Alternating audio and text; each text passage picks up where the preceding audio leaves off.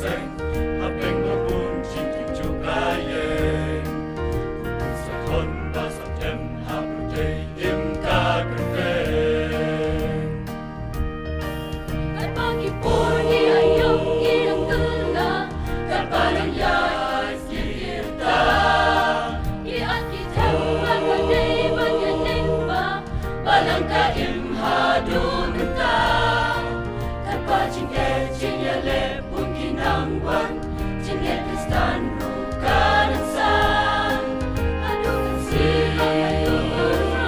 Jesu wa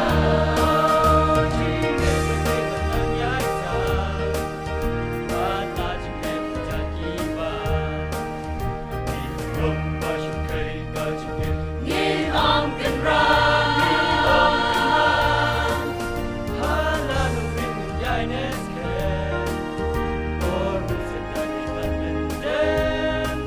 akhir kasih gunung Japak mat try in yen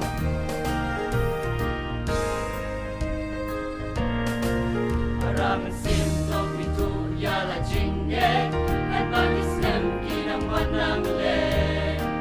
yala kilenti jingim bangi yakin nang penben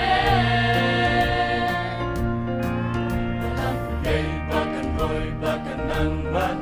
Jinget Kristan ay bahkan nang san Hadu kata kayong bang try Jesu wan Kat pagi puni ayong inatula kat palang yas kita Giat kita magadai banyaning ba balang ka imhadun ta